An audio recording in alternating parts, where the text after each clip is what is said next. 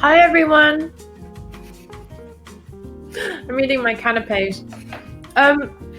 Welcome to the HK soiree. Thank you so much for coming and putting on your best clothes. I know you're wearing black tie right now. I am Emma, and I am going to be one of your hosts tonight. The other host is Jenny Lau, extraordinary musician and founder of Celestial Peach, which is a study of identity through eating. Hey Jenny. Hey Emma. It's been a minute. How are you Literally doing? a minute. Yeah. It's literally been a minute. I hope you're hungry. I am starving. Yeah, so it's nice to be invited to co-host with you. It's been a while since we were in the same room, as it were. Since we shared a stage. We did used to share a stage. Jenny and I were in the original iteration of Emmy the Great. Yeah, I think for the die-hard fans, they will recognise me. Yeah, Jenny played violin on First Love. I did, didn't I? You did play violin on First Love. And Virtue. Yeah. I think this was 2007. We go way back. And you might, if you were at the First Love gig last year at Union Chapel, Jenny was singing. Hello. Oh my gosh. Yeah, that's us. Yeah, This that's was back in the day when, do you remember we were like the only two Asian women in a band, and that was so mind-blowing and confusing for people. Yeah, I remember often being told that my violin playing was incredible. Yeah, and people really loved my album. Yeah. I think I take the benefited compliment. more from that. And there's someone else here that we know. Well, two people. One is So on the left, from the left, that's Jeremy Wormsley, and next to him is his lookalike, Driver. Dan Schreiber, who's here tonight. Yeah, he is here. Can have So, what another are we bite. doing today? Today we are celebrating Hong Kong culture with a special pairing menu that you have developed Exactly. for I the think evening. When you approached me, I thought it was such a great idea. We should do a virtual dinner party since we can't get in the same room. Invite some of our old friends, people who are connected to Hong Kong, either through our friendships or people we've worked with who I guess we really admire and respect. And I think tonight we're just going to share our memories and dreams, hopes, hopefully not fears, of Hong Kong. And You and I, but we both grew up in Hong Kong, didn't we? did. Born in Hong Kong, left same year. I wasn't born in Hong Kong. You were born in Hong Kong, but I That's went true back about me. as a baby. Yeah. But when did you move to England? Were you 11? I was 11. I left in '96. I left in 95 when I was 11, and we were recently. But we've seen each other in Hong Kong as well. We have. I lived there 2019 until 2018 till 2020. Yeah. Exactly. And you've been there quite a lot. So yeah. It's been really nice hanging out there, hasn't it? Yeah, we've been to some excellent food in situ, and now we're going to share some. I feel like before we start the evening, I just wanted to set our intention a little bit. We know very, very well that Hong Kong is going through a really difficult time at the moment, and all of us, we are always thinking about the well-being and the future of Hong Kongers, and our hearts are always with the city. Tonight, what we wanted to do is to celebrate the culture and keep the conversation focused on that. Super positive, to give ourselves a kind of space away from politics, just a little bit of permission to be free of that tonight. So yeah, when you want to, please use the comments to share your experiences and your memories and your love for Hong Kong, and we will probably see them and we will probably spotlight you, and it will be fun, like we're actually at our dinner party together. At a dinner party. Speaking of the dinner party, shall we invite our guests on? I think we should. Yeah. Ding dong. Hi. Hello. Oh, Dan. On the drinks already. Bit rude. There's always someone who's already got a rum and coke. Or someone If who's I'm like, not on the floor by the end of this, this is a failed dinner party. Can confirm. So who have we got today? We have Sarah Howe. Do you want to tell us a little bit about yourself? I'm a poet and a writer. I guess it seems we three all left Hong Kong in a span of years. My family left in '91. I guess it was emptying pretty fast at that point, wasn't it? And moved to Watford in Hertfordshire, which I think of with continuing fondness, especially now I've left. Watford, they say, is the Hong Kong of England. Oh, well, usually people talk about it as being like the point beyond which civilization ends. Really terrible southern people who I do not endorse. I've had a really good time in Watford. They filmed Harry Potter there. That is true, actually. That is possibly the Leavesden studio thing is just about the only thing it has going for it these days. No, it's got a very good shopping centre. We should do a Watford soiree as well. And host it in Hong Kong. So, nice to meet you, Sarah. How about Daniel? Daniel York-Low. We've got two Daniels. We'll have Daniel and Dan. Daniel York-Low, who are you? Yeah, I'm an actor and a writer and a filmmaker and actually a musician sometimes as well. Not a very good one. Yeah, I didn't set foot in Hong Kong till I was an adult, really, so I kind of accessed it via the screen, which is what I'm going to talk about, really. Exciting. Dan Schreiber. Yes, my name's Dan Schreiber. I am a Hong Kong native. I was born there in 1984, and I have known Emma since then. Emma met my parents before I met them by a few months, and in fact, Emma's mother was the first person to see me after I was born outside of my parents. And yeah, Emma and I have grown up together. Here's a quick photo of us at my 3rd birthday party in Hong Kong. And I am now living in the UK. I'm a podcaster by trade. I make a show called No Such Thing as a Fish, and I am very excited to get all nostalgic about Hong Kong. Yeah, let's do it. Should we start? Yeah. So That's are you cool. guys hungry? Yeah. Yes. Always. Yes, and thirsty. I'm thirsty. If I may tell you a little bit about Hong Kong food, I'm going to open with something that's maybe a little bit un-PC, but it's one of my favorite quotes about Cantonese food. If it has 4 legs and is not a chair, has wings and is not an aeroplane, or swims and is not a submarine, the Cantonese will eat it.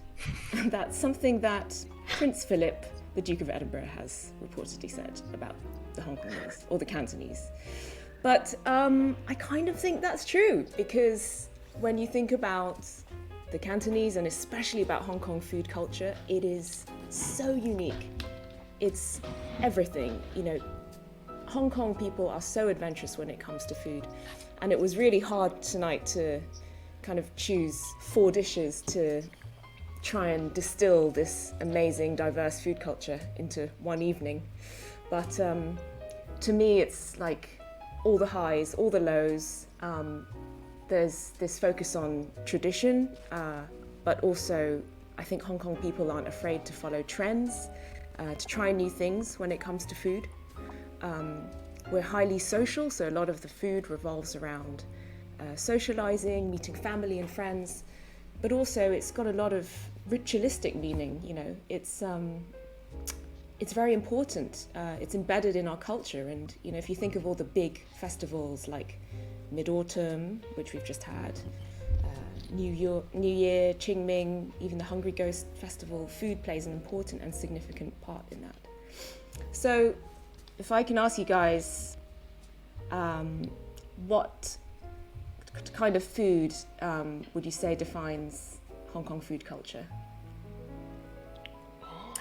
Do you have any favourites? You, Dan? Yeah, that's a good one. Fish balls. Fish balls. for the non-bilingual ones.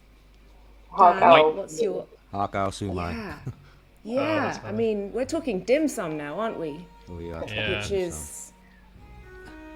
White rabbit candy. Do you remember those? Oh my god. So, for our starter tonight, I have prepared a little bit of dim sum for all of you. And to me, I think dim sum is probably the most iconic Hong Kong food. It is around 2,500 years old as a sort of practice. And what I love about it is, I think it's not a noun, it's a verb. So dim sum, for those of you who don't know, means touching the heart. And its origins come from the original Silk Road route, when a lot of travellers were travelling through Guangzhou, and they would stop off in these tea houses. Because at the time it was the tea that they drank that would give them the kind of energy to keep on travelling. And the tea house owners would start serving little bites, little steamed bites to go with the tea. And eventually, you know, this culture of eating small bites with your tea arose. And so it's known as touching the heart because it kind of barely fills your stomach. The other thing we say is we go and yum cha, which is to go and drink tea. So again, this is like a really social activity that people do in Hong Kong. It's kind of like going to the pub here, I guess. And everything you see is in these kind of bamboo steamers. So there's this incredible delicate sort of offering that you can get at any dim sum tea house. And yeah, Hong Kong has this amazing dim sum culture because I think during the war, a lot of chefs actually left Guangzhou and came to Hong Kong, and so they continued this tradition and mastered the art of dim sum making. So I think while we enjoy our first course, we could have our first guest, and that is Daniel. Yeah. Am I on now? Yeah. Daniel's on. Daniel York Low. There's two Daniels. Yeah, we're interchangeable, me and Dan. I've really figured that out, yeah. So I'm going to talk a bit about Hong Kong cinema. I mean, this is whistle stop, and it's very subjective, really. So I was a mixed race kid growing up in the provinces, in probably the whitest part of, the whitest West Country town, and there was no one who looked like me anywhere. At my school, there was me, my brother, there was two black kids. We just copped racial abuse from the entire school. And British Southeast Asian actors often tell this story about seeing other Chinese people or whatever on TV and going, "Look, Mum, come and look." I would do the opposite. I'd run into the other room. It was just so horrendously embarrassing usually. And my only kind of positive thing that I ever saw as a kid was Bruce Lee. So Tom, yeah, if we could play the Big Boss trailer.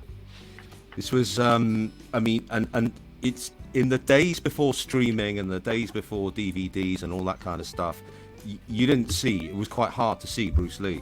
And what I saw was Enter the Dragon, which was a very kind of American commercialized version. And then I remember, when videos came out, is seeing this, The Big Boss, which just felt incredibly exciting. I mean, it was a film that was clearly made by and for Chinese people, and it was so much more, I have to say, violent, and so much more. The fight scenes were much more prolonged, and this is obviously what I was into at the time. And this is great. The shape of the body goes to the door, and I think Bruce is very underrated as an actor. He's very, very kind of incredible screen presence, and it goes much beyond martial combat. But this was just like a world. I just didn't think anything like that could exist anywhere, and it's.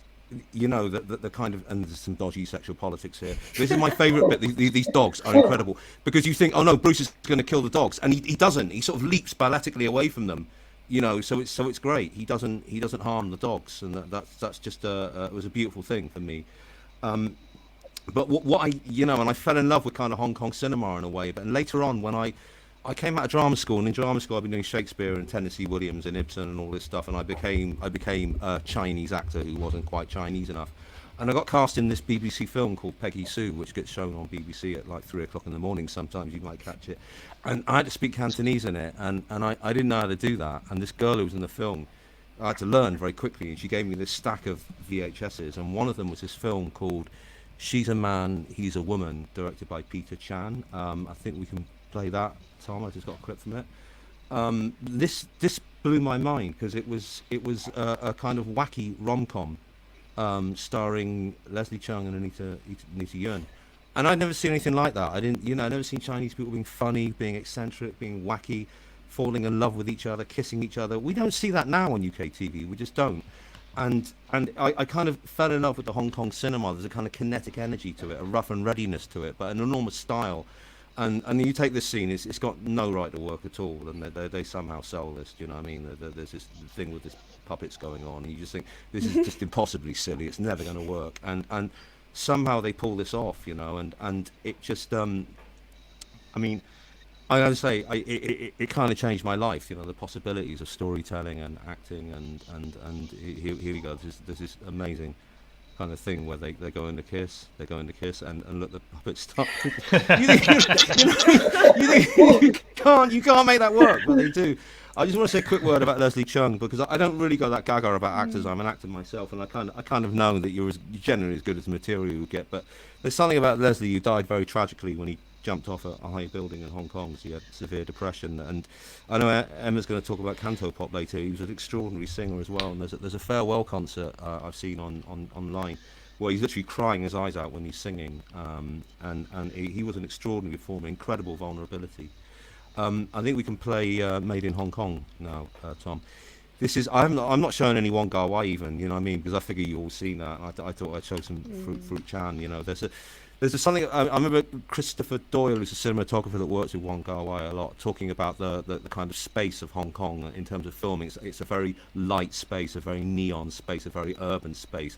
It's so visual, and there's this kind of kinetic energy to the cinema there. I was talking about the rough and readiness. Often you can hear in the films, the dialogue is post synced quite heavily, and they were sometimes making these films up as they went along. Sometimes the actors were kind of counting in the scenes, and they dubbed the dialogue on afterwards. They were literally counting to each other, yeah, ye Sam say, and they dubbed the dialogue on afterwards. But also this immense style, like John Woo, getting Chow Yun-fat in an immaculate white suit, just so you can get covered in blood in the kind of final real shootout. There was, it was just a kind of edgy, hip, so many genres, so many styles, from the daftest of daft comedy to kind of martial arts to gangster flicks. And it's such a, I actually found, and it's a treasure trove online, Hong Kong cinema, and it's all subtitled because the colonial British government wanted to keep an eye on politics. So it's all subtitled, and that's made it very accessible. And I know Quentin Tarantino really went for the heroic bloodshed genre, which is, I think, a brilliant name for a genre, the heroic bloodshed. And I came across this one the other week online called China Behind, which, can we play a clip of that, Tom? It's directed by a woman called Tang Xu-Xuan, who only ever made 2 or 3 films, I think, and she kind of gave up and went to Los Angeles to be a restaurateur. But this film was about 4 friends who to escape from the Cultural Revolution in China, they swim to Hong Kong. And it manages to make communist China and capitalist Hong Kong look as dystopian and terrifying as each other. And the film's got, it's very, very kind of stark, sparse dialogue, an amazing soundtrack played on 1970s synthesizers. It sounds like a 1970s episode of Doctor Who. I think synthesizers are one of the miracles in modern music, but I kind of hanker for the 1970s versions that look like they were made out of car dashboards and sound like the oral equivalent of an ink blotch. You know what I mean? I wish someone would get this film on the big screen. And we're not talking about politics tonight. This is a bit of politics history. This film managed to get banned everywhere. It got banned in Taiwan. It got banned in the People's Republic of China. It got banned by the colonial government in Hong Kong. It got banned by everybody. It's an extraordinary film, and I hope more people will see it. It's on YouTube. I don't know if I'm supposed to say that. And finally, I just wanted to say, if we could play the final clip, Tom, which is my friend Ray Young's film, Suk Suk, or I think the English title is Twilight's Kiss, which was made last year. It's out on Netflix. And this is a gay romance between two elderly men. And it just goes to show, because one of the sad things about the Hong Kong industry is it did kind of die in the 1990s for an awful lot of reasons. But the fact that this film is out now, and there's still, it just goes to show that there are always hardships with art. There's financial challenges, there's political challenges, there's all sorts of challenges, but there will always be stories, and there will always be song, and there'll always be, an artistic expression somewhere. So that's just me talking a bit about, the impression Hong Kong cinema made on me. Thank you very much for having me. It's a real privilege to be here. Thank you. Wonderful. Amazing. Lots of films to add to my to-watch list. We definitely were going to intersect a lot, Daniel, I think. Yeah, I think so, yeah. Can I just quickly say that Bruce Lee trailer at the top? Yeah. I didn't believe or understand that was a trailer until you pointed that out, because that was not a trailer. That was just a series of fight scenes. That bit of sexual politics was then basically chucking a one frame in to say, oh, by the way, there's a bit of a romance story. Back to the karate. I mean, that's extraordinary. I think the voiceover on the trailer says his martial skills enable him to deal with villains and this and women or something like that. Right. All that Shaolin training to deal with a woman. I'm just looking at the comments for the first time. I just realized that they were there. Are you seeing that, Jenny? What people think are the most Hong Kong food? Our friend Ash so me and Dan grew up with Ash as well in Hong Kong, so we've known each other since we were 0, and he's on hand to Google stuff for us, and he said Pacific Place Food Court, which is a pretty strong Hong Kong food, and we've got chicken feet. We've got a lot of chicken feet. That's very Hong Kong, and Hong Kong egg waffles. Yeah, 2 egg waffles. Is that the stick? Egg waffles? Is that the street where they made the waffle machine with the yolk? Oh, that was heaven, yeah. It's bubbly, yeah. I mean, that probably brings us on to the second course quite nicely. I was so excited when presenting our starter that I forgot to show you some pictures. But if we could look at the first dim sum picture. Yes, this is just to talk about, this amazing tradition of, I think people in Hong Kong really want to eat well. And this is the cheapest Michelin star restaurant in the world, I think. It's called Tim Ho Wan, and most dishes there, the last time I went, were about $20 per dish, which is about £2. At the time, it was probably less, but, inflation or depreciation has really screwed us. This is another place that I like to go to, up in the mountains, where all the tea and the vegetables are cooked with spring water from the mountain.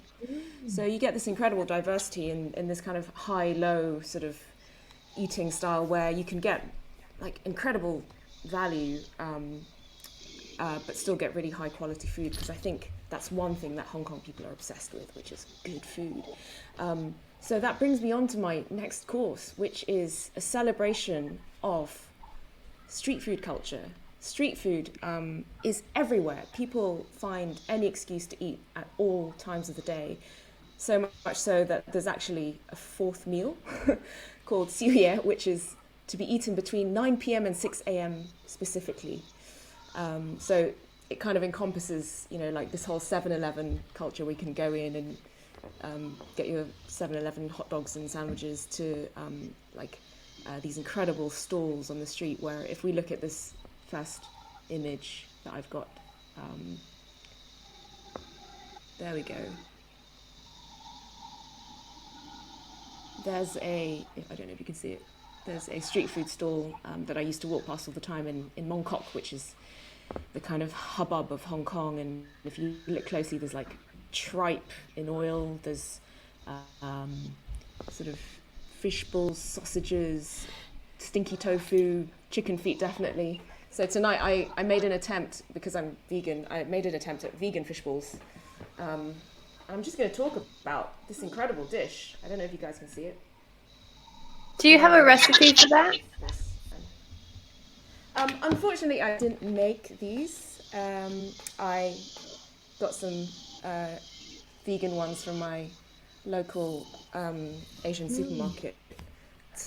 I think it's an incredible example, again, of how multicultural and sort of diverse Hong Kong food culture is, because fish balls traditionally are a Ciuzhou invention. They originated from East Guangdong, and this is where fishers and sort of peasants essentially would use up the nasty bits of fish and make them into balls that were edible. And somehow they came to Hong Kong in the 60s again via these migrants, these Chinese migrants, and they became this very popular street snack. And the curry sauce edition, which is quite unique, is something that the British brought to Hong Kong, again via sort of colonial routes via India, or it was the British version of curry anyway. And on top of that, Indians have long been in Hong Kong, so there's a very sizable South Asian population there. So in this one incredibly popular, iconic, street food snack, you have this melting pot of influences, and it's also really tasty. So if you're ever out late at night in Hong Kong, after a night of drinking, that's the thing to have. So my next guest is Dr. Sarah Howe. Let's bring Sarah on. Hi, everybody. Wow, this is making me hungry. I don't think I ate enough dinner. I'm supposed to talk about Hong Kong literature tonight, though in some ways I'm really quite unqualified to do that, being not a competent Cantonese speaker myself, so I actually can't read or talk about the majority, at least in terms of proportion, of Hong Kong literature. But I'm lucky that actually Hong Kong literature in English is having a particular moment right now, and maybe has been for the last 10 years or so. It is completely lit and fabulous, as I think you will agree when you hear the 3 choice morsels that I'm going to serve up for you tonight. So I thought, in lieu of lots of abstract talking from me, I would give you a little mini anthology or tasting course of 3 writers, 2 poets and 1 fiction writer, all of whom have intersected with Hong Kong in one way or another. They began there, or they've ended up there, or they've passed through, but it's still a huge part of their imagination as writers. And it's also interesting that though all of them are of Chinese origins, they all choose to write in English fully in the knowledge of its complications as the colonial language. And I find that very interesting and very significant too. First up is Kit Fan, a poet who is criminally underknown and unsung.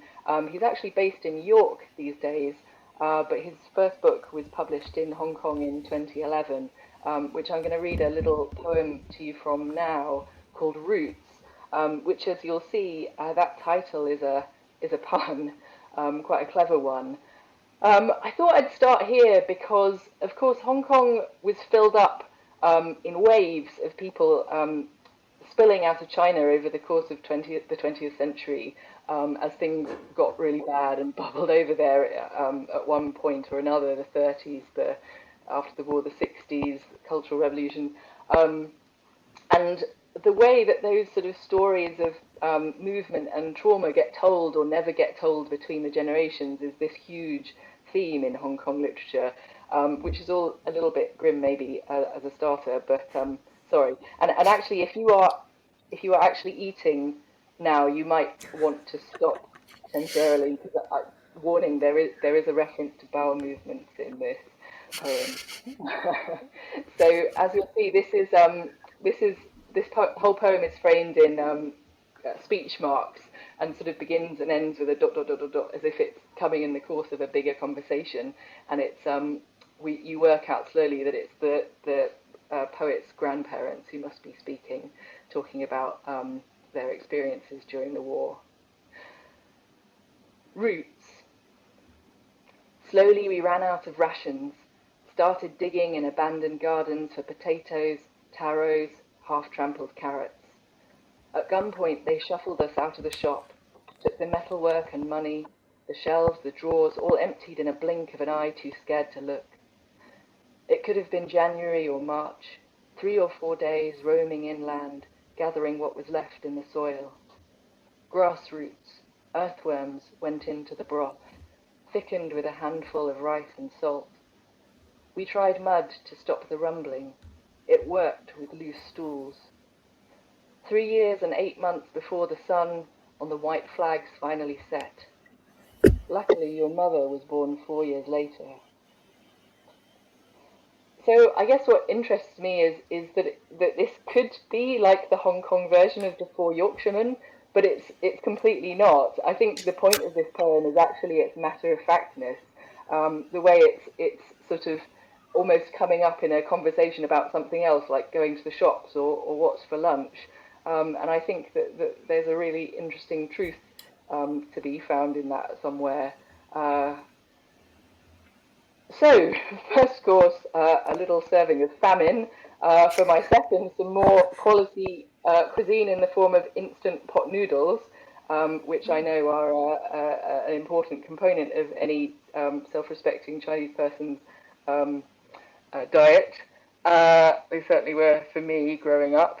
The next writer is Mei Lan Tan, who I think she might actually be the best fiction writer to have anything to do with Hong Kong since Eileen Chung. That sounds like exaggeration, but I don't think it is.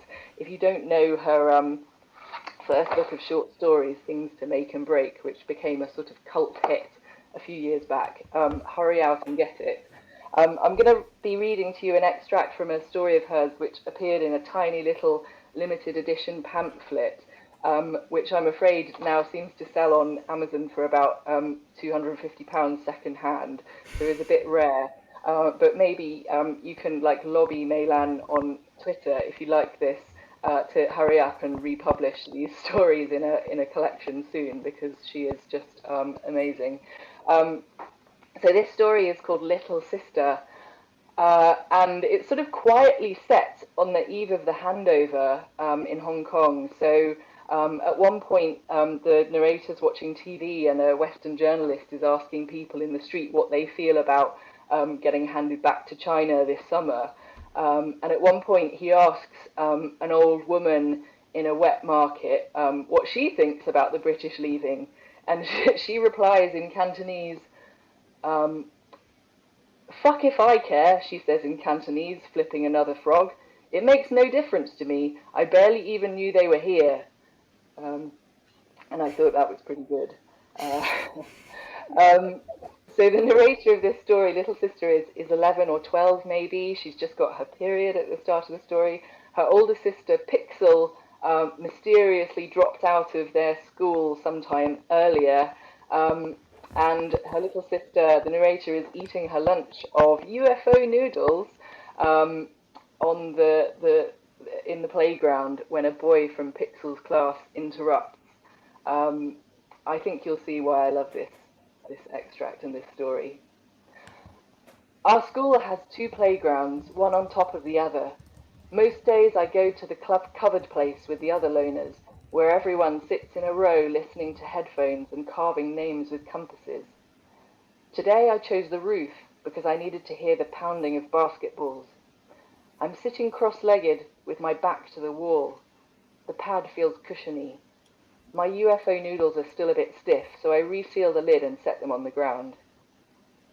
I unscrew the top of my thermos and add a pinch of tea to the rest of the hot water. The concrete changes colour as clouds slide past the sun. Students swarm on the playground with the random energy of subatomic particles. Jocks, ballerinas and b-boys, pianists and gamers and punks and sluts, and the ones who like to trade stickers bearing photos of themselves with music notes coming out of their ears. I peel off tab 3 to reveal the foil with holes and pour the water into the planter before taking off the lid and dumping in the sauce and flakes. When I snap the chopsticks apart, I see a boy from Pixel's class photo heading towards me with his hands in his pockets. I stir the noodles till they're fully coated and twirl some up and stuff them in my mouth. Chomping the chewy pork chips and crunchy cabbage, I put down the bowl and find my place in my comic book. He stands there, blocking my sunlight. I spread the book on my lap and pick up the bowl. The boy sits next to me. I see his dark, bony face and scraped elbows and go back to wrapping noodles round my chopsticks. They say you're her sister. So? Why did she stop coming to school? She's sick. She is? Yeah, of your face. Be serious. I am. It makes her want to puke. Did she flunk? No. Is she knocked up? Go fuck your grandmother's ass. Is she? No, I say. No one really knows why she left. So what does she do all day? Works. Where? I shake my head. And so this Cantonese dialogue turned into English gets even more fabulously sweary as it goes on. And I like the sort of commitment to rendering that into the other language very much. Go read it. And my last course in this literary series is from Mary Jean Chan, who was born and raised in Hong Kong and lived there till she was 19 and went to college in the States. And Mary Jean has described her choice to write in English as partly having to do with the fact that as a queer poet, she sort of found the freedom and acceptance in Anglophone poetry that she sort of felt she never quite discovered in the Chinese tradition. And I think that comes through in the sort of humane and precise way that she talks about the experience in this poem of bringing her female white lover home for dinner in Hong Kong to meet her parents. This poem's title is just two forward slashes. I don't know if you can see that on the page there, to look like chopsticks. I think Mary Jean might be in the audience tonight, so I hope your ears aren't burning, Mary Jean. I'm sorry for reading your beautiful, fabulous, complex poem much worse than you do. Here we are. My mother lays the table with chopsticks and ceramic spoons, expects you to fail at dinner. To the Chinese, you and I are chopsticks, lovers with the same anatomy. My mother tells you that chopsticks in Cantonese sounds like the swift arrival of suns. My mother tongue rejoices in its dumbness before you as expletives detonate. Two women, two men, disgrace. Tonight I forget that I am bilingual. I lose my voice in your mouth, hiss till blood comes, so sorry does not slip on an avalanche of syllables into sorrow. I tell you that as long as we hold each other, no apology will be enough. Tonight I am dreaming again of tomorrow, another chance to eat at the feast of the living, with chopsticks balanced across the bridges of our hands, as we imbibe each yes, spit out every no among scraps of shell or bone. Father says, kids these days are not as tough as we used to be. So many suicides in 1 week. How many times have you and I wondered about leaving our bodies behind, the way many of us have already left? My friend's sister loved a woman for 10 years, and each word she says to her mother stings like a paper cut. Each word she does not say burns like the lines she etches carefully into skin. I have stopped believing that secrets are a beautiful way to die. You came home with me for 300 days to show my family that dinner together won't kill us all. And I love the sort of sting of humour in the tail of that poem. It's great, isn't it? Stunning. Speaking of humour, just as well, you have Dan next. Thank you so much, Sarah. Excellent segue. All right, so we're probably ready for our next course, which is sweet and sour. I've it again tonight. Some sweet and sour pork, but again vegan pork, because I'm boring and don't eat meat. But I think that sweet and sour, I don't know what you guys think, is the most misunderstood dish, or Chinese dish, over here at least. I think it's got this reputation as being like icky, orange, gloopy, and or inauthentic, or somewhat anglicized. But actually, sweet and sour is a legit dish that comes again with a sort of really cool origin story. It's when made, with the highest quality ingredients and to a very precise recipe, it is, I think, the mark of a really good Cantonese chef. So in Chinese, when we say sweet and sour pork or meat, we say gu lou you, and the gu lou is a kind of clue as to the origin of where this comes from. It's quite an odd name because some people say that gu lou is like a phonetic, and it describes this kind of gulping sound or rumbling, which is the sound that your stomach would make if you smelled this dish. Some people also say, gu lou sounds a bit like the word ancient. So we can infer that it's definitely, like a dish with a lot of mythology behind it. So there is a Michelin-starred chef who makes this incredible version of sweet and sour, and apparently the authentic or the best ingredients that you can use include vinegar, ketchup, Worcestershire sauce, dark soy sauce, and Chinese hawthorn candy.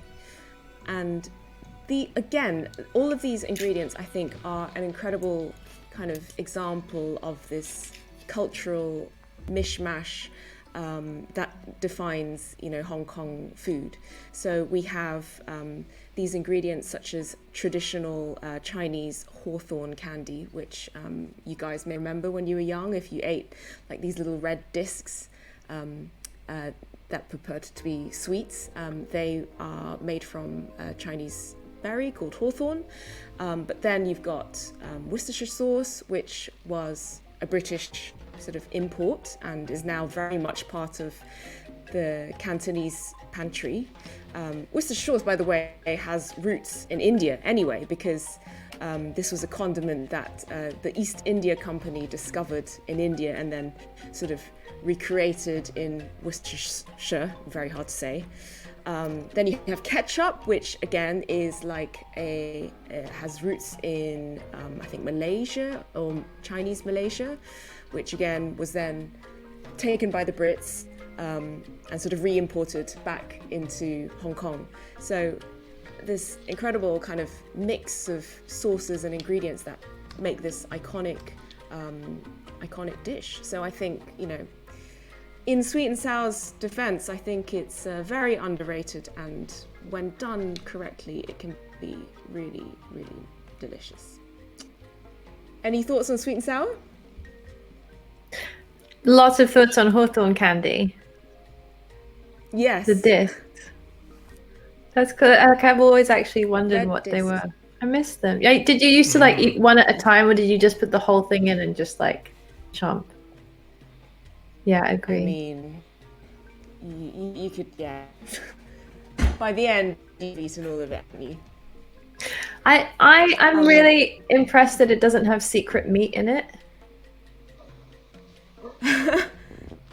In hawthorn, Yeah. Secret meat.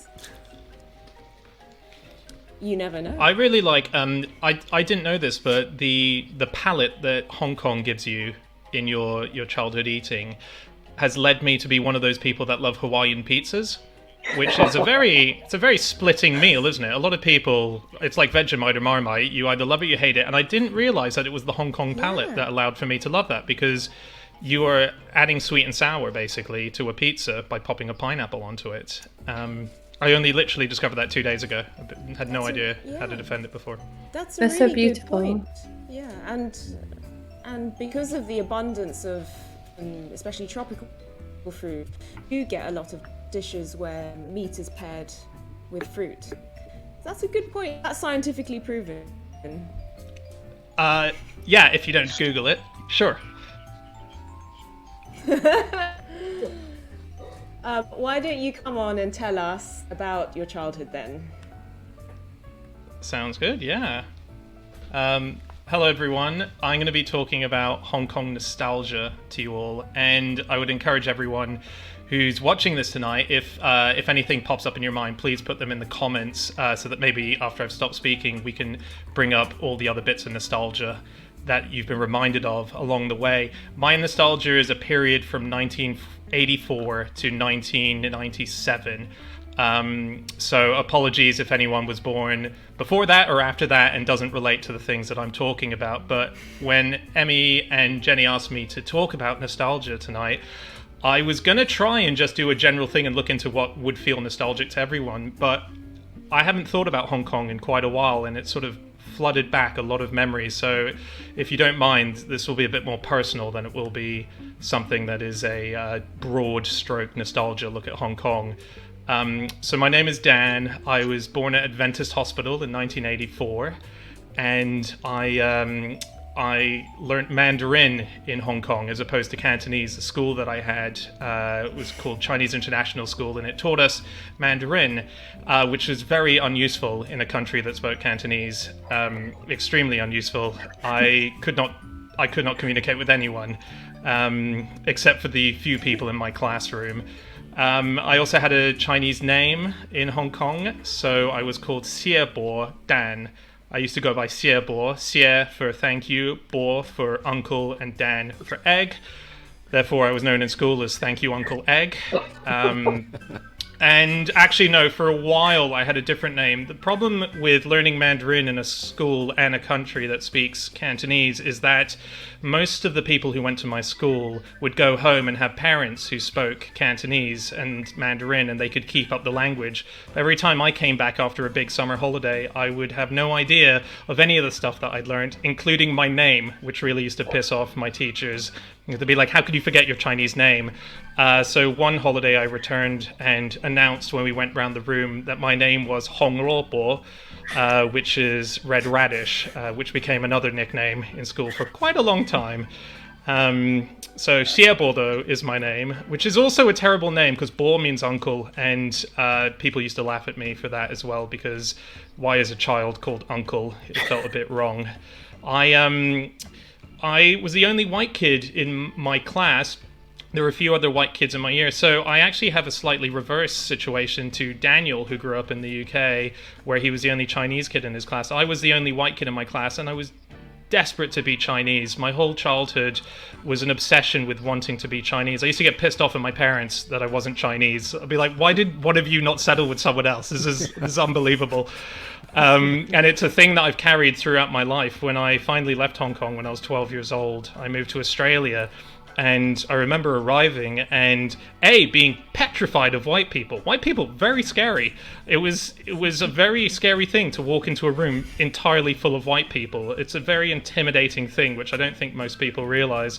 And I used to get really pissed off at white people. I would sit in conversations where people were saying annoying things, and in my head I was going, white people, man, what is this? So I feel truly Hong Kong. So I had my nicknames. I had my Chinese name Xie Bo. I had Hong Lo Bao as my other name. But then I got my proper nickname, which carried through into adulthood, which was Dan Dan. I was fine, my name's Dan, but I was given Dan Dan, and that was very exciting because finally it was a nickname that felt cool. All the kids in school seemed to know it as well, which was really cool. And that weirdly was a nice moment in Hong Kong to have a nickname, because I had a sister called China. That's her name. That's her real name. And that was a really cool name. But I also had a friend called Maximilian, but kids in school used to call him Maxabillion. And that was just such a cool name. So when I finally landed Dan Dan, I thought this is going to be great. And I should add as well that when I was growing up in Hong Kong, my full name is Daniel Schreiber. But Schreiber was for my parents' company. They were hairdressers in Hong Kong. It was a bit of a hard name for local Chinese to pronounce, so he reduced it to be his middle name, which was Craig. So we all took on our dad's middle name for our Hong Kong stint. So I went round as Daniel Craig for many, many years, which now has a retro embarrassment to it, which fortunately I didn't have to suffer through my childhood.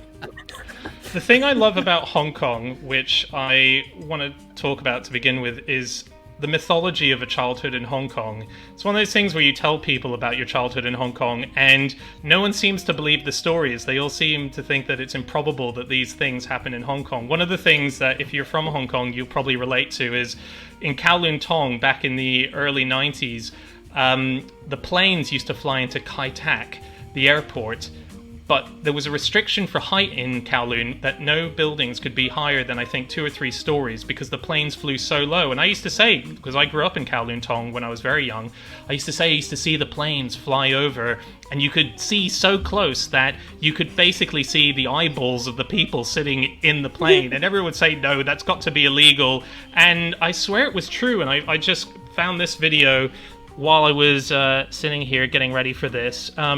This is Kowloon Tong. If you're from Hong Kong, you might remember this. These planes used to swoop right in over you. When I was at school. Really, yeah. I mean, in our garden, you would have literally a wheel shaving the top of your head as you were coming in, and no one used to believe that. And that's one of my favorite things to remember, the feeling of a 747 pushing you over as you stand in your garden with the wave of air that was brought down from it. And I read, actually, because Hong Kong, obviously, Kai Tak no longer became the airport and the new airport was built. And in the period where they knew they were going to build the new airport, they started selling all of the airspace, as in columns of space above the buildings in Hong Kong, because they were going to build skyscrapers. So they were selling real estate for invisible space in the air at that time, which is pretty extraordinary. So yeah, that was one thing that no one used to believe when I told them in Australia that I grew up with planes flying over my head. The other thing was I loved the names of Hong Kong, and my parents, when they first moved to Hong Kong, lived on a beautiful road called Redknack Cellar Terrace, and this is a picture of Redknack Cellar Terrace. And the thing I love about Redknack Cellar Terrace is Hong Kong is full of wonderful names all over the place. Names that have failed through translation, names that are jokes. Redknack Cellar is a great one. If we could just get it back up for a tiny bit. The thing I love about this is this was actually meant to be called Alexander Terrace, but the person who printed the sign didn't realize that they were having to write it from right to left, because the way that you would write in Chinese if you were writing downwards would be that way, and for some reason they went backwards, so you can see that that's actually Alexander Terrace, but they kept it despite the mistake that happened. Thanks, that's all I need for that shot. Redknack Cellar is where my parents were. I love hearing of wonderful places that got names and stuck with them off the back of that. There was an article I read a while ago which said that in the early days when the British had arrived into Hong Kong, they started being asked, what's this called and what's this called, so they could put it on maps, and the local people were saying names that were just blatantly wrong and rude just to trick them, and they stuck. So to this day there are places in Hong Kong which, if translated, are translated as Vaginal Discharge Bay, Cow Shit Lake, Penis Head Rock, Oral Sex Corner is a nice one, and Foreign Devil Sex Organ. You can go to Foreign Devil Sex Organ. I've personally not been to any of these places, but oh yeah, God, Hong Kong. When you think about it, just as I said at the top when I was asked for a favorite food, and I said white rabbit candy. I mean, the foods of Hong Kong always send me back when I think about them. Those, as someone said, the egg waffles in the comments, egg waffles were just so wonderful, and you'd get them on the side of the street. I remember on the road that led up to Pacific Place and the hotels at the top, there was always a guy down there doing the egg waffles, and that smell would always just head into your face as you were walking along, and you would always have to stop and get in the queue to get it. White rabbit candy was just such a fantastic candy. I remember at school everyone always had 4C's seaweed, the seaweed that came that was dehydrated that you would get, and everyone would get it stuck in their teeth, and you'd snap it off, exactly. And super lemon candy, which no one could handle no one liked, but it was like a Bear Grylls TV show. You just had to eat it. Someone would open it up and it would be like an endurance hour where you would just suck on it and your face would cry. So many places, you know, a mixture of fantastic Chinese food and a mixture of these terrible restaurants that I can't help but think of and love. Just the other day, I don't know why, but I found myself on eBay at 3 a.m. trying hard to bid in the last few seconds on this, a Dan Ryan's keychain. I mean, I don't know why. it. Hong Kong nostalgia just hits you at very different times.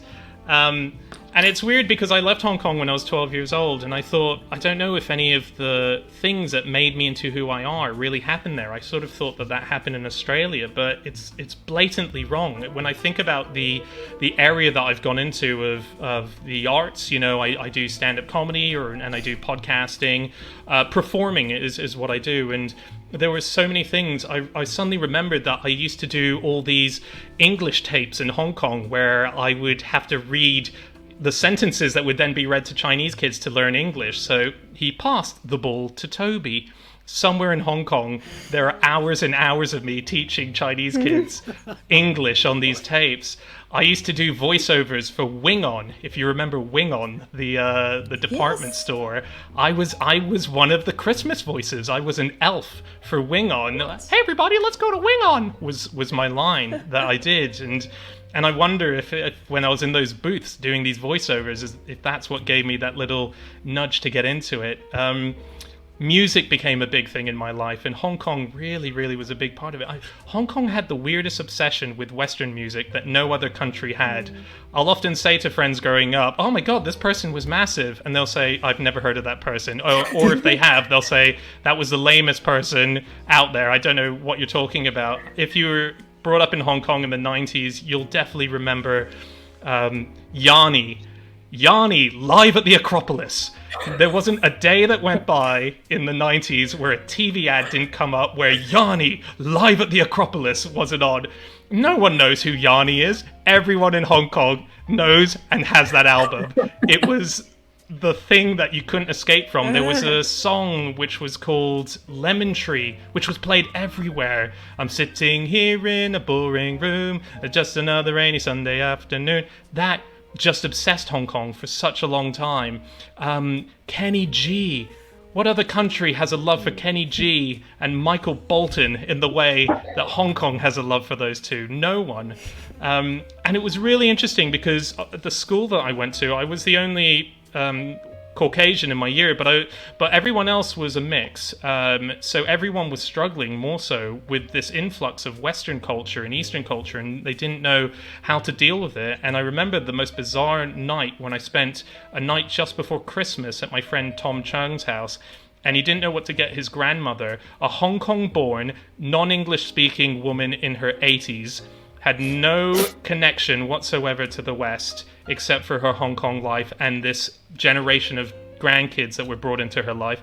And for Christmas, he bought her Mariah Carey's Christmas album, and she did not know what to do with it when she got it. She didn't know what the CD was. She didn't know who Mariah Carey was. She didn't understand why her grandson would buy this for her. And I remember that being the moment where I thought, wow, this is the most interesting mash of cultures that is kind of a privilege to grow up in, to see so many things slapping into each other. But Kenny G for me, I want to quickly talk about, because Kenny G had a rivalry in Hong Kong which was unspoken of between the great Kenny B of Hong Kong.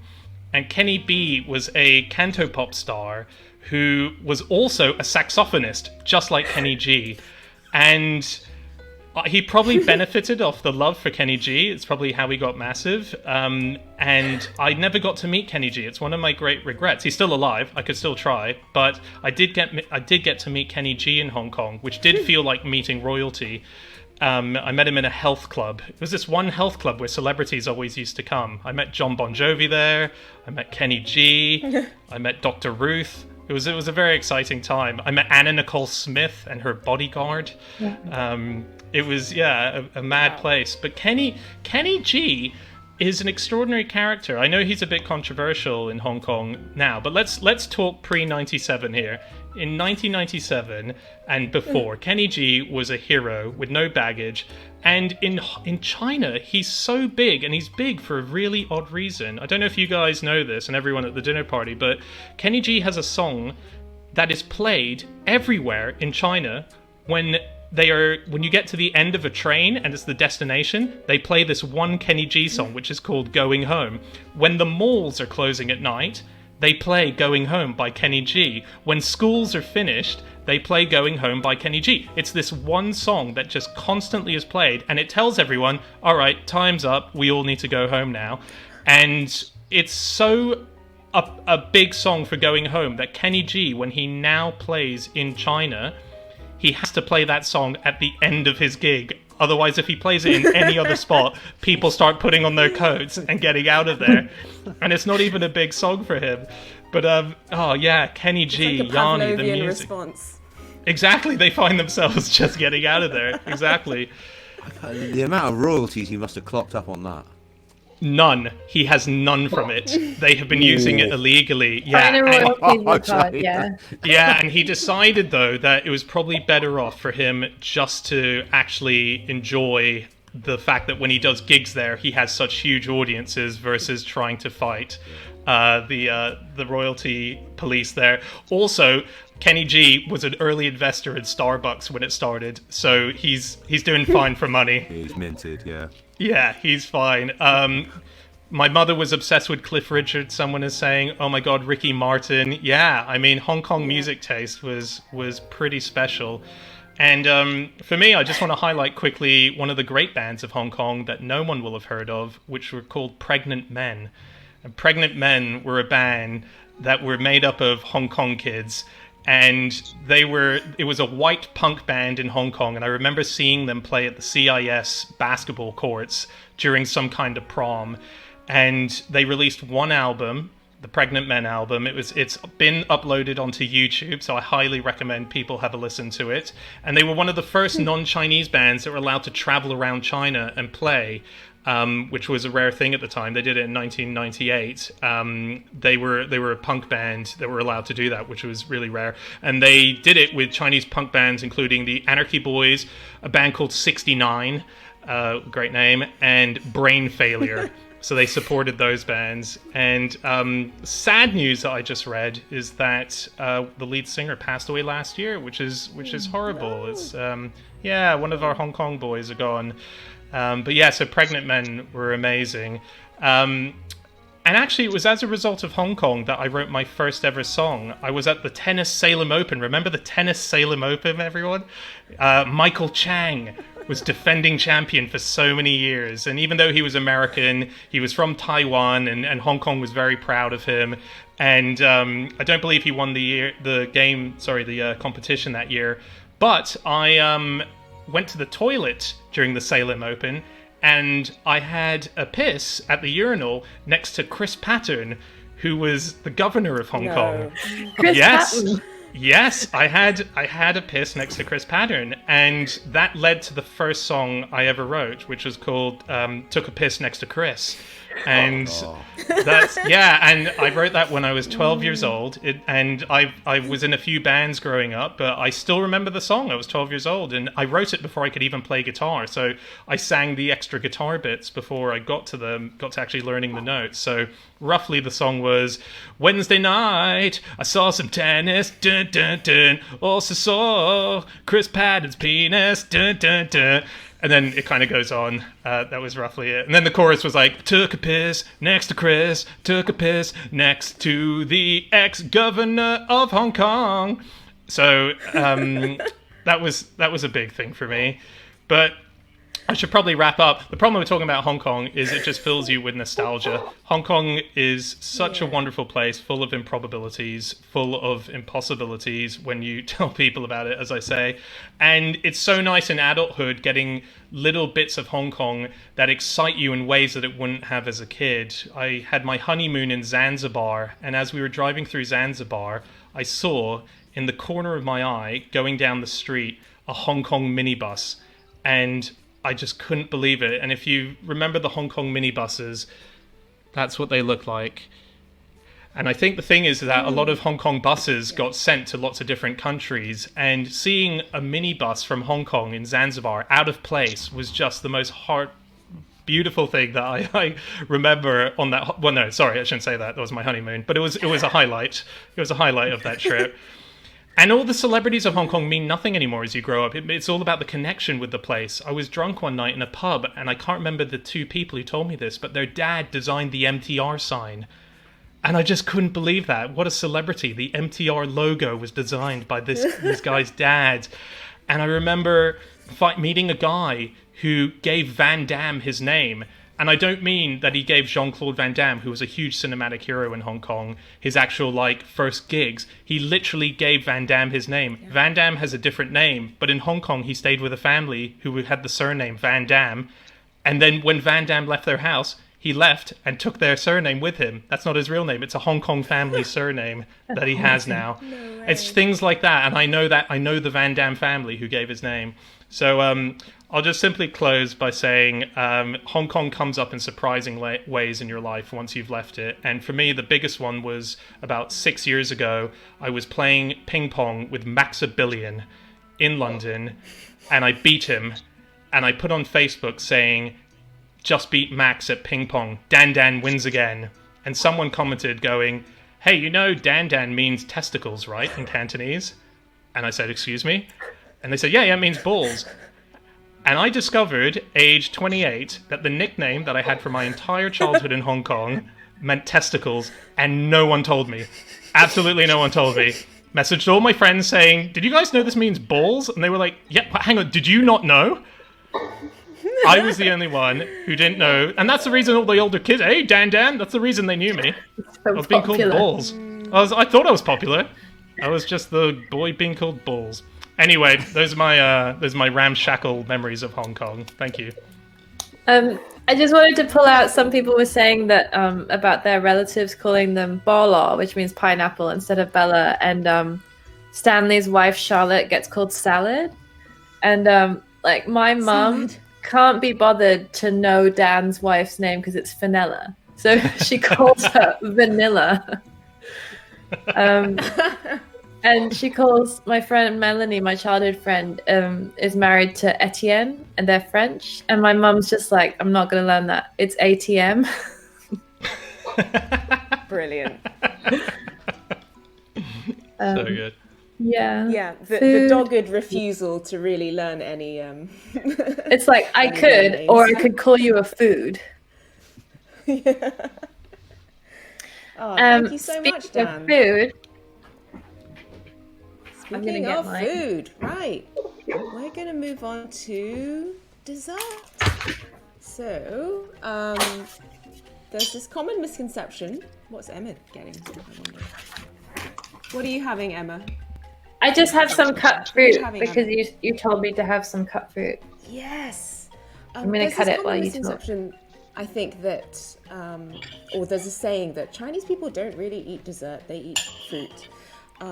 Which is kind of true, but it's also not, because we also have an incredible dessert culture. But we definitely love fresh fruit, and you'll often get at the end of a rich meal, instead of another rich dessert based on butter, wheat, cream, eggs, and sugar, we'll just have a lovely fruit platter. But sometimes also desserts that involve, mangoes, beans, mung bean, lotus, papaya, all matter of dried fruits, and sometimes vegetables and fungus is totally normal. But I really love that I think Hong Kong people in particular have this obsession with fruit, and it's almost become this kind of status symbol. If you're able to buy the most exotic and fresh fruit, it's the symbol of the fact that you can live well and that you can spend a lot of money. So I wanted to show a picture of this famous fruit market in Yamate. This is a famous place where you can get, really exotic fruits from all over the world.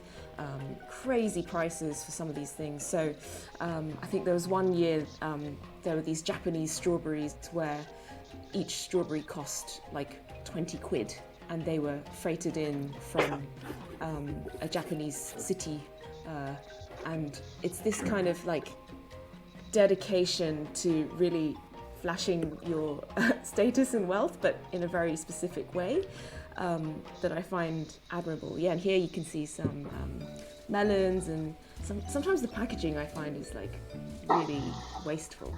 But the thing about fruit is, it's very much part of the food culture, in that we have long believed that food should be medicine, and that your health is your wealth. So we often express our concern for people by gifting fruit rather than gifting chocolates and cakes. So if someone's ill, you might bring like a fruit hamper to the hospital, or if someone's even bereaved or or celebrating, you might also send a hamper. And so yeah, I think fruit is wonderful, and we have an abundance of it in Hong Kong. So the other thing that I think we should have been eating tonight is mooncakes, because this is a celebration of Mid-Autumn after all, which was technically 2 weeks ago. I couldn't get a single mooncake today. I looked in all the Asian supermarkets near me and I couldn't find one.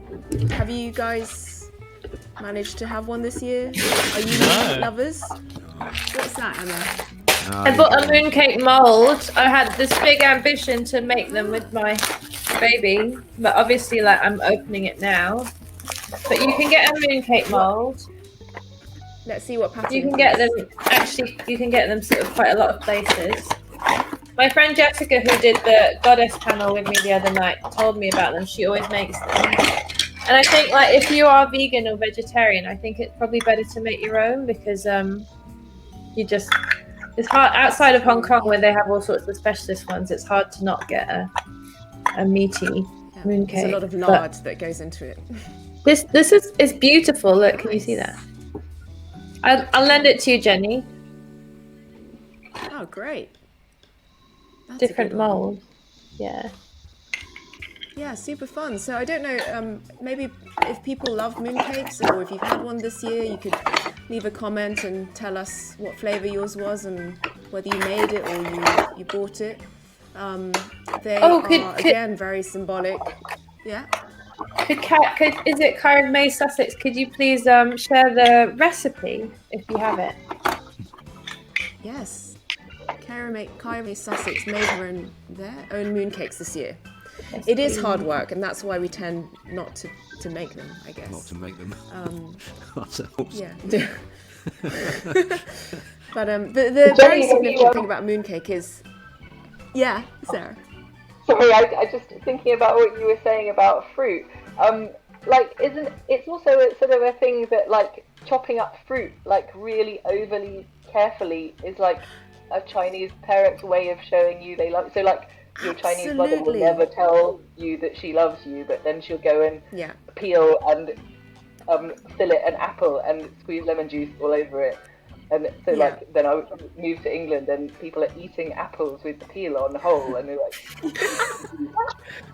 yeah, they'll kind of just hand it to you wordlessly as a form of apology.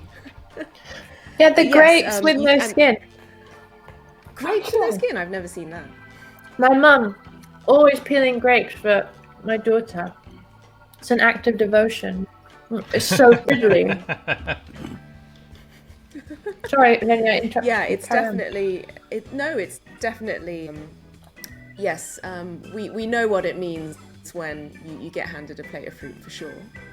Yeah, so I mean, we don't have any mooncakes to show, but I just wanted to say that it's another quite weird creation, because traditionally inside a mooncake you'll get like a salted egg, which I think to non-Chinese people sounds really gross and weird. But the salted egg actually goes really well with the sugary lotus paste and then the kind of lardy wheat that encases the cake. And the salted egg, of course, is meant to represent the moon, which is why we eat them at Mid-Autumn. So if anyone has any mooncake stories, please share them. But why don't we to Emma? Oh, I also wanted to ask, does anyone ever eat the star fruit on their cut fruit platter? You do? I can't. No. It's purely decorative. It's tasteless. I've seen actually a debate about whether you slice it horizontally or vertically. What, so it's not a star anymore? What's the point? It's just a fruit. You watch some pretty cool things on the Apparently, internet, that's Jenny. the way to eat it. I have a lot Although it's to like a claim. toss-up between it tastes nice or it looks like a star. I feel like that's a sentence Jenny wouldn't have said You eat with your pre-lockdown. Oh, we've got the recipe in the comments. That's good.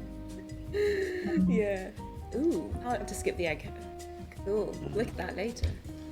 Right, Emma, you're going to talk to us about you think. I am going to talk to us about Cantopop. It's really because like it's hard to go last because Hong Kong is this thing where it's such a small place and the culture intersects so much. Its celebrities are so multitasking that like pretty much almost everything I've covered has already been covered, but I will cover it again. But first, I just wanted to say that because I came of age, I grew up in Hong Kong in the 90s. The year that everyone got the Rachel cut, I went for a totally different iconic haircut. And in fact, it was Dan's mum who gave me this haircut. And I had to give her money for it. Yeah, it's based on Aaron Kwok's haircut. It's the Aaron. I think there's a photo. If you want to see the photo of me on the screen, I think they have it. Yeah. That's me. Yes, Emma. Just a casual fishing pose with my haircut. And then if you want to see Aaron, I think they can show you Aaron Kwok just to show that it really was the real thing. It's the So maybe spit. the two together. You can do the two together. So it's like a very good likeness. But the really good thing is that's the summer I left Hong Kong for England. So I left Hong Kong with an Aaron. But when I arrived in England, I had a Damon haircut. So it actually suited really well. Okay, so I don't know. I wanted to talk about music with a kind of geographical element to it. I want to kind of, because Hong Kong, really, I mean, like for such a wide culture, I think Daniel was talking about the way that the film industry was so influential around the world. I mean, Wong Kar-wai, absolutely one of the most best-known and best-loved directors. And the music industry, the cantopop industry in the 90s was the biggest Chinese language music industry. And yet Hong Kong is such a small place. And so you are literally always walking across something iconic. And so I just wanted to bring that into what I was talking about. So I'm going to talk about locations to tell you a little bit about the history of cantopop. So I'm going to start with Kowloon. Maybe we can hear a little tiny clip. Oh no, we can't. We can't hear a clip. So there's a Spotify. There should be oh, thank you. Someone had the same haircut. It's a good choice. I might do it again. So I have a Spotify playlist that you can listen to. I think it's going to be shared. So if you want to actually hear the songs later, you can just listen to it in your own time. But for copyright reasons, we can't have it on the chat. So yeah, I want to start in Kowloon. Kowloon is the bigger part of Hong Kong. It's on the other side of Hong Kong Island, and when I was living in Hong Kong and I just had a baby, I was tragically lonely, and I joined stuff like British Mums in Hong Kong Facebook, where they would often refer to Kowloon as the dark side. But I would say that it is. I know. I was really a lurker on that group. Yeah, and so, but Kowloon is the side of choice. You know, it's actually where my mum was born. It's where my mum grew up, and my grandmother used to live, and it's where I used to buy anime. And I don't know. I think it really is the beating heart of Hong Kong identity. And so I want to start in Kowloon, and I want to talk a little bit about Rebecca Pan, she sort of predates a lot of the key figures in cantopop, but she was really like a late 50s, 60s singer, and Wong Kar-wai is a huge fan of hers, and she's actually in the movie. She is an actor in the movie In the Mood for Love, and her music has such a cool kind of if you want to go deeper into the nostalgia, it has this old worldy Hong Kong kind of do do do do do do kind of feel, you know, like that old school 60s cha Girl cha Girl from Kang. Ipanema. Yes, exactly, that very famous Chinese song. There's just kind of like the kind of like 60s loungy like rock and roll kind of Bossa feel. Nova. Yeah, exactly, because Hong Kong is ultimately, it's a seaside place. It's an island, and it has a slight like tropicalia to the music, and it has a kind of like humid.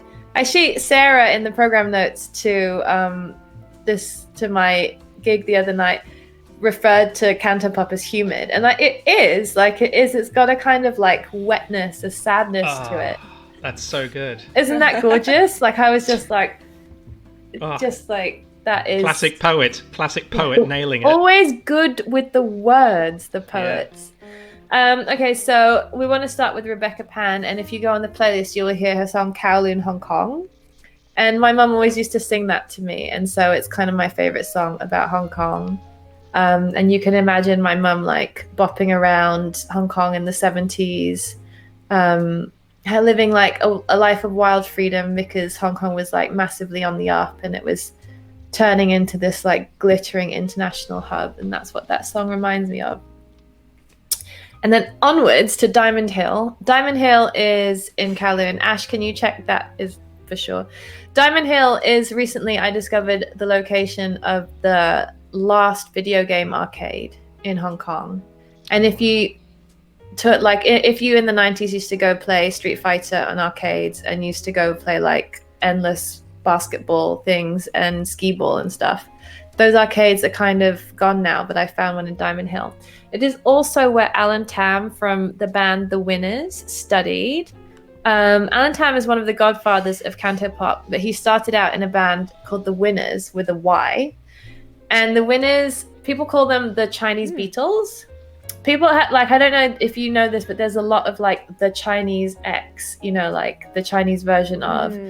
I guess, you know, it's not that helpful to use it, but it can be funny because, I mean, the Winners don't sound anything like the Beatles, but there are 4 of them. And Can I just interject, Emmy? Do you know who was in The Winners? Yeah. Kenny B. No. Hey. Kenny B. Saxophonist and vocalist Kenny B. That is so exciting. Do you know who else was in The Winners? No. Hugh Murray Moss. Your dad? Big reveal. So the other day I was not really in them, but I was looking through his records, his old records that he'd left behind in England. And I found the Winners album Winning Tracks. And on the back of 70s records, you know, they sometimes have all the songwriter names. And I was like looking through them, and it was like all the English ones were written by the Winners and Hugh Murray. And that's my dad.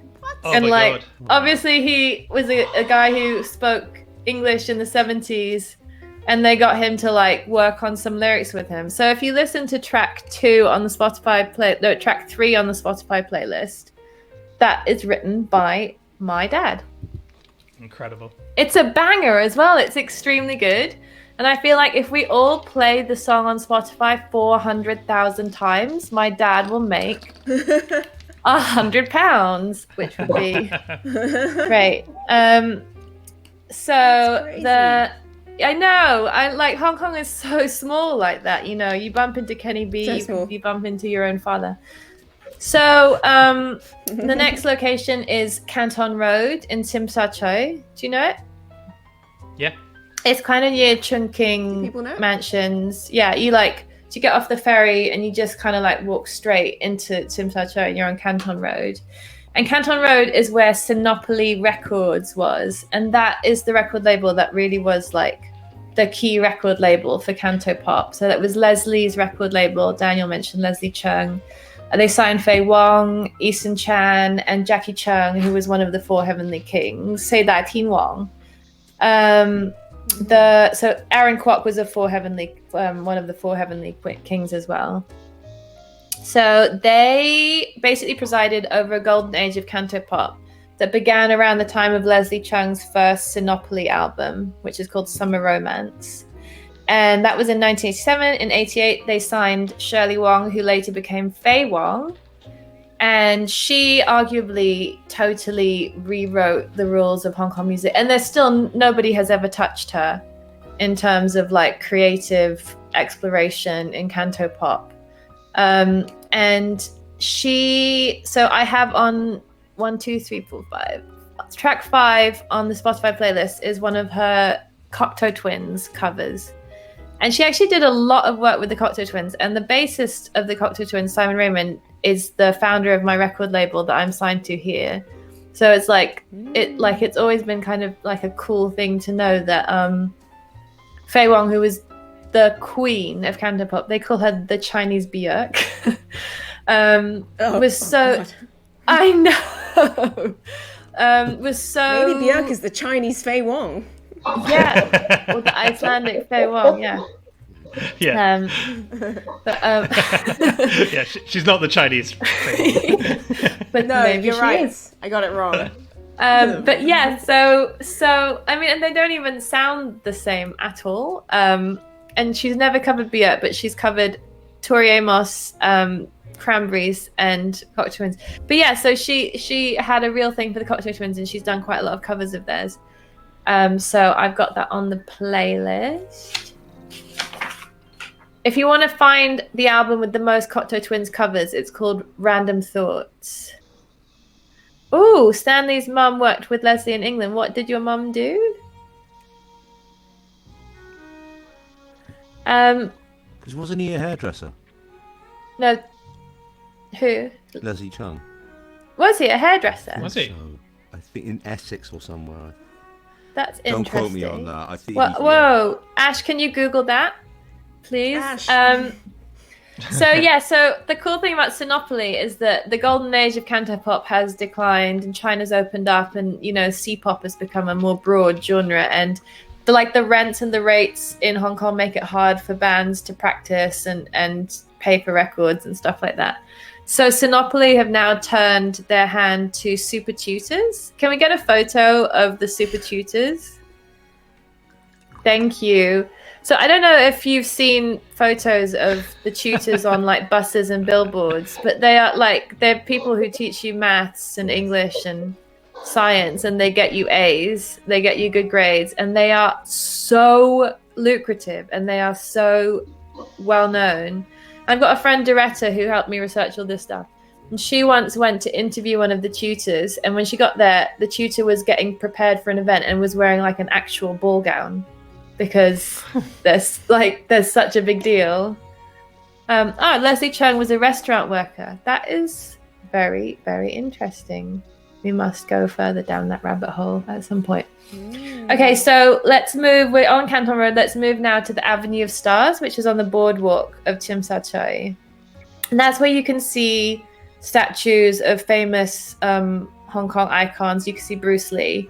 But my favorite statue on the Avenue of Stars is of Anita Mui. And Anita Mui, talking of cinema, she's a great, great actor. Like a lot of Cantopop artists were also in cinema. Like the industry's just crossed over a lot. And Anita Mui was... With slashies. Yeah, she was just so good. She was in Rouge. Who does she play in Rouge? She play a ghost or someone who's in love with a ghost. And she's in this movie. Yeah. Have you ever seen the movie Wu Yan? I found like it's such an incredible movie. You have to find it. I will look for it later and post it on Twitter. She plays this emperor who falls in love with both a fox spirit and a bandit queen. And sure. So she's just, as you do. Yeah. And it's just like this hilarious Cantonese humor and like all sorts of like epic pratfalls, and Anita Mui just holding the whole thing as this idiot emperor who like can't get his head straight enough to figure out that he's being played by the fox spirit. So Anita Mui they call her the Chinese Madonna. She was the biggest pop star of that era. She was really close with Leslie Chung. They appeared in a lot of movies together. And she found out in 2002 that she had terminal cancer in her stomach. And she had never married because she said she had a fear of marriage. And so in 2003, knowing she was going to die, she started a pain management routine so that she could perform one last gig.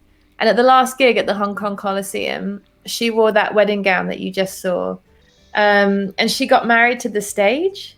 And Dan, you've seen this clip, haven't you? Like, so emotional. It's incredible. Like, so she marries the stage. It's her last song. She's wearing this incredible wedding dress. And then she just turns to the crowd and she goes, bye-bye. And she just runs off. And I think she died very soon afterwards. We're talking like weeks, though, not like literally minutes. No, I mean, I think it might have been days or maybe weeks. Yeah. Well, Wow. she died like maybe less than a month later. So yeah, so the statue of her on Avenue of Stars is really beautiful, and she really is someone who embodies the spirit of Hong Kong. And there's a video of Lily Allen playing a gig in Hong Kong, and they take her to see Anita Mui. And I saw this video one night when I was just surfing YouTube at like 1 a.m. and I burst into tears because I couldn't believe that someone from like my British cultural map was seeing Anita Mui. I couldn't believe that those worlds had collided. Like, she just, to people who, I think, if you love Hong Kong, I think Anita Mui kind of embodies there's a real visceral response to her and how much she put into the city. Okay, so now we're going to go to Peking Road, which is also near TST. And this is where Leon, do you remember Leon Lai, one of the four heavenly kings? Yes.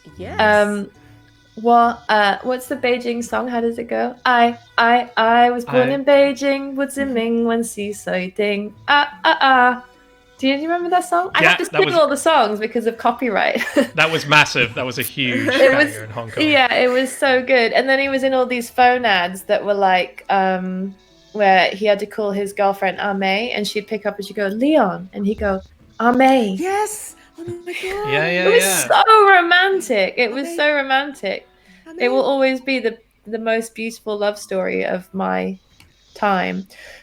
So Leon was in Wong Kar-wai's movie Fallen Angels, which is the unofficial follow-up to Chungking Express.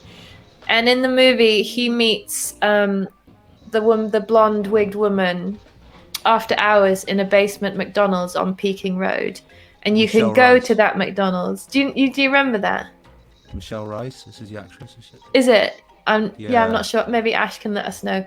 So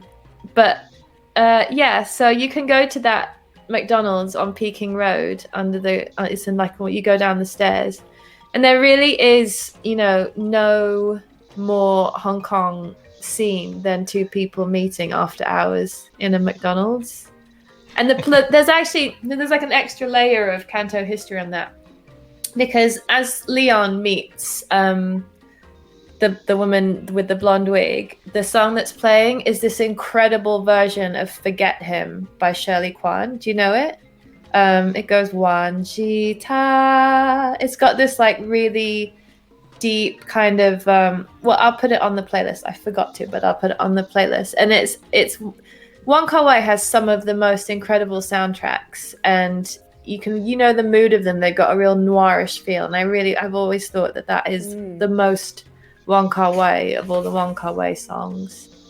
Right, so we are now going to Kai Tak Airport, and this is where, in the prequel to the film, do you remember Infernal Affairs that turned into The Departed, the Scorsese movie? Mm-hmm. And that stars another one of the four heavenly kings who are really, really busy, Andy Lau. Andy Lau. Yeah, he's arguably the best actor out of the four heavenly kings. Would you say? I think so. Yeah. And that's what I think. So in the prequel, roles.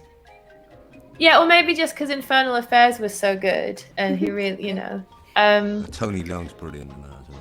Tony Leung is incredible, but his music apparently is not as good as it could be, which is like shocking, because you would think that everything he did was pure genius. So in the prequel to Infernal Affairs, Kai Tak is the location for a plot point, and so the second film, it's the second film in the trilogy, and it's got Edison Chen and Sean Yu in the triad and cop roles that were originally Tony Leung and Andy Lau.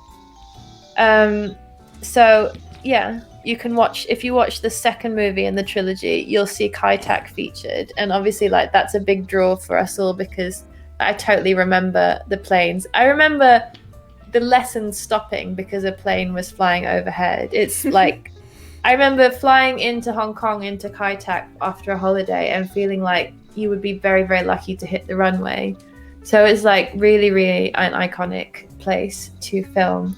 And so Andy Lau, who's in Infernal Affairs, he's one of the Four Heavenly Kings, but Edison Chen was one of the... You were at that Anita Moy gig? Whoa, at the O2. Oh no, not the Coliseum, the O2. I actually read about that. That's when she came to London. Oh, that's so cool. Yeah, and there's all these articles online of like the biggest pop star that you've never heard of, you know, in the UK because she's so big in the Chinese community here. Yeah, but Edison Chen had like a bit of a career drop because he was involved in a major sex scandal with one of the twins. And that's another thing about Hong Kong being such a small place. It's a bit like a small town, you know, like if you become a subject of gossip, then you're really out. Okay, so for my last location, my second to last location, we're now in Hong Kong Island, and it's the Central Escalators in Lan Kwai Fong. And that is where a lot of Chungking Express takes place. And the Central Escalator, so the Lan Kwai Fong, you know, the food area where Fei Wong's character is serving food to Tony Leung's character. That is, you can find it in Lan Kwai Fong. It's at number 3, but it's a 7-Eleven, and above it is a sex toy shop. But it's still, you can still kind of tell what it is. And sadly, the building where Cop 663 lived is now a hole in the ground next to the Central Escalators. But the reason why I think Chungking Express is so important in Cantopop history is because it's the film that Fei Wong's Cover of Dreams is on the soundtrack for. And that to me it's pretty much like the pinnacle of Fei Wong being amazing. And I think we're going to close tonight with a rendition of it. But yeah, so I like, it's just, Fei Wong was in so many Wong Kar-wai movies and she shines so much in them. And I just don't think you can talk about Cantopop as a result without talking about Chungking Express. And I also don't think you can talk about Hong Kong without talking about 7-Eleven. Yeah. And on that particular stretch, so if you started at that 7-Eleven where Fei Wong works in the Chungking Express, you can do the 7-Eleven challenge in Central where you buy a beer at every single 7-Eleven. Have you ever tried to do that when you were like 16? Because there's so many. So like you used to get like 17-year-old kids who are passing out halfway through because there's so many 7-Elevens. So you can't actually physically have a beer in every single one, but you can try your best. All right, so my last location is the Mandarin Oriental Hotel. And that is where Leslie Chang, sadly, I think Daniel touched on this, he leapt to his death. But there's always this thing in the Hong Kong psyche, like the fear of Tiao Lao, because there's so many high tower blocks. So like there's like a fear that people will like spontaneously decide to jump out. And that's why when Anthony Gormley did a series of his like statues on top of buildings in Hong Kong, there was a huge outcry about it. Because it was insensitive to the fear that people have. And Leslie Chang, he was grappling with depression, and he passed away outside the Mandarin Oriental Hotel. And so every year on April 1st, his fans apply for a special permit from the government, and they gather outside the Mandarin Oriental under the window that he fell from. And it's so beautiful. If you happen to be in Hong Kong on April 1st, you should go to the Mandarin Hotel and just look at like the love and the flowers. And it's a bit of a sad place to end, but I think for me, it's just like the dedication that Hong Kongers have to their icons, you know, and the sort of like knowledge that we have of these people, and like the strength with which you hold on to these cultural icons and sort of hold them in your heart. I think that is it's a really beautiful, it's really peculiar, and it's probably the kind of thing that you couldn't explain easily to everyone, but you could explain to everyone who was at this soiree now. So yeah, that's where I'm going to leave you on April 1st with the flowers outside the Oriental, Mandarin Oriental. Yeah, and I'm going to sing a verse of Dreams. And then I think each of us was going to say our favorite piece of Hong Kong slang. So maybe everyone could think of their own personal favorite piece of Hong Kong slang to share. Yeah. Yes, leave a comment, everyone. Yeah, and it's fine to be filthy because it's Cantonese.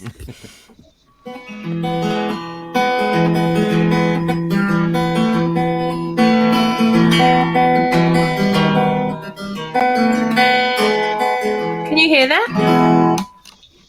Is the mic space? Yeah, okay. It's quite loud. The guitar is loud now? It's a bit loud. Is it loud now? Nope. Okay. That's good. 夢中人一分鐘抱緊，接10分鐘的吻，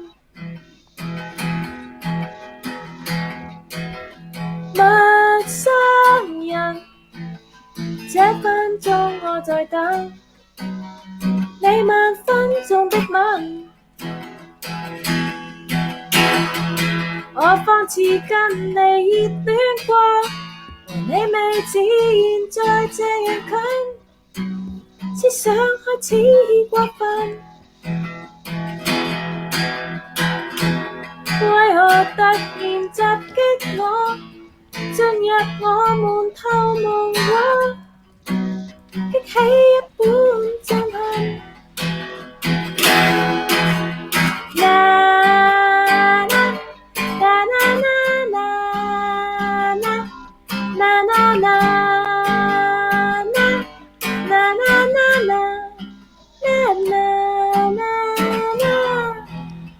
夢中人怎麼想變真？我在心裏不緊。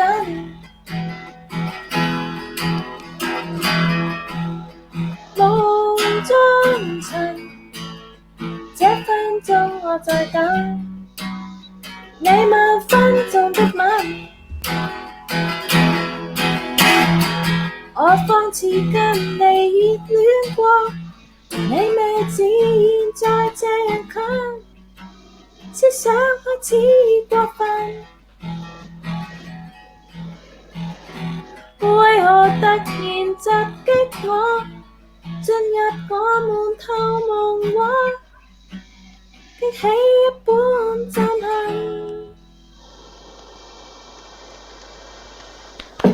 The end. Lovely. Thank you. And I hope you enjoyed the Spotify playlist. It has some extras on it too. Yeah. Okay, Jenny, you want to introduce everyone for their favorite slang? Yeah, okay. I'll start with me. We've got some comments actually. I just want to say a few. DLLM, that's a rude one. That's the same as delay no more, which is a great bilingual one.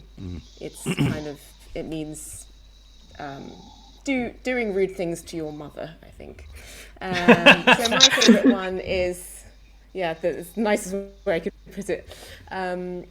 My favourite one is quite clean. It's 煲電話粥, which means boiling telephone congee, and it's what people say when you're chatting on the phone for too long. It's a lovely image of like someone being on the phone and literally like stewing because they've been on it for hours. So that's my favourite one. Daniel, York Low, what's your favourite Canto slang? Dengligify. What does that Oh, mean? I don't know that. What's that? Do you know what? It's quite hard to translate. We were in a phone shop, mobile phone shop, and there were two Chinese guys in there, and my wife understands Cantonese really well, and one of them was quite gangsterish, and he turned around the other one, "Dang like a fire," and she went, and she just, she said that it's something like chop one of your legs off, make it shorter or something.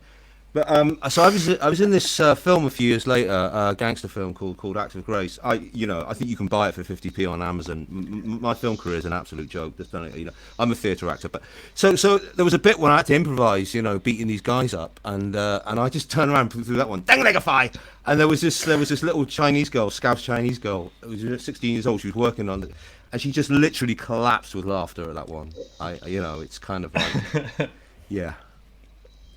So good. Another few good ones. Not si. I never use that one. Choso, that blowing water. I think that means choso. That's like is like chatting. Kind of. I'm really bad on my canto. Sarah, what about yours? Last time I was in Hong Kong, I went out for dan tart, egg tarts in the afternoon, because I try and eat them whenever I can. And I went with one of my gay friends there, and he sort of held one up and said that they have like currency in Hong Kong gay subculture slang. Because do you know what I'm going to say? Like, maybe people in the comments can clarify here. Because like the puckered rim of pastry looks like an arsehole. And my first thought was like, that is perfect. Whoever came up with that simile, that was a poet. It's so right. But now I think of it every time I eat an egg tart. I love it. So good. Dan Schreiber, I'm sure you've got a few good ones up your sleeve. Oh, well, Ash in the comments messaged me to say, which is what was going to be mine, but I'll give it to him instead, which is a TV advert that we've forever said the words of, which is Waigesi Nai, yes. Kowloon Dairy, yes. And it's just stuck with us through all these years. There was one ad. And I should add, when Emmy was talking about getting the Aaron Kwok haircut at the exact same time, Ash, who had very long hair at the time, was getting the Rachel haircut from my parents as well. So he went for that. For me, my favorite is definitely Guaylo, which I think means cool dude. So yeah. Yeah, it means we really like you. Yeah, so God, I wasn't being called balls, I was being called cool dude every day. So actually, it's an affectionate term to me. I for some reason, it never felt like it was said with a malice. It was always said with just a, I don't know, it felt affectionate. I genuinely mean that. It always felt affectionate when it was said to me. It was just nice slang, and I miss being called Guaylo. I can call you that. And I think if Hong Kongers want to be rude, you'll know when they're being rude. Yeah, exactly. Emma, what's yours? I feel terrible because we haven't really gone deep into how awful and filthy Cantonese can be. Like, I don't know if you've seen that YouTube video where they do English names in Cantonese and it gets filthier and filthier until she's like, Cecilia, la. Which means the shit is coming. But I don't actually know that much good slang because my mother won't tell me. She just like laughs her head off. I'd be like, Mum, what is this thing for penis that is now going like trending, the slang? Because just the language continues, it updates itself. I'd be like, I've heard there's a really great new term for penis and it's huge now. And she's just like, no, I can't tell you. So like I only have really innocent slang. My favorite thing is "oh sai go zou," which means like it was so amazing that everyone owed their mouths. Like, oh, so what's it mean? It's "oh sai go zou." They all made their mouths into an O, and it just means like everyone was surprised. Oh, cool. "Oh sai go zou." I actually think "aya" is the best word of any language. I think it's the most useful word, singular word that's been invented of any language for the for the ability to be a response to anything, happiness, sadness, shock, joy, like everything. "Aya, aya, aya." It's just wonderful. That's Yeah. Does anyone know if there's other cultures where, so in Hong Kong, like you say, "你食咗飯未?" That means "how are you?" But it actually like literally means "have you eaten yet?" But it's a greeting. Is that a Hong Kong thing? It's quite I think that's Cantonese quite thing for sure. ubiquitously Chinese. I think. Yeah. What? So the idea is you don't say "how are you"? You say "have It's you like, you eaten?" know, Is in that- like in oldie days they used to say "how do you do?" and you were supposed to respond with "how do you do?" You know, it doesn't mean anything. And like it's the same. It's like, "have you eaten?" Yes, I've Do you eaten. respond with "have you eaten"?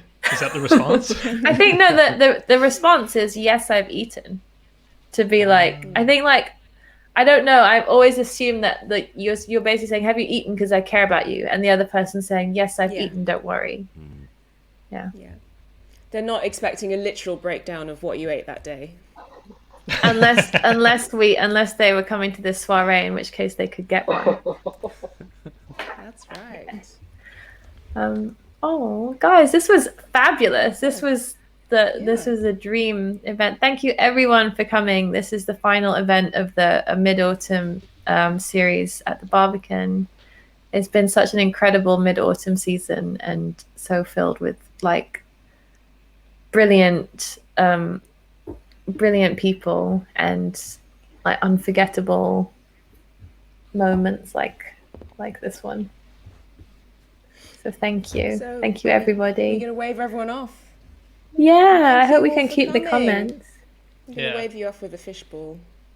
I think if there's one thing to take away from this evening, it is the incredible fact that Emmy's dad knows Kenny B. I mean, that is... I can't believe it. The great Kenny B. That's my night made. Like rewriting Go and history. listen to that song. Go listen to it. It's an absolute banger. I cannot believe my dad wrote it. I am so proud. Sai sao, sai sao, sai sao. Yeah, everybody sai sao. That's the new thing to say, the caring thing to say. Yeah. Okay. Bye, Let's everybody. listen to the playlist now. Yeah. Bye. Thank you. Bye. Thanks for coming.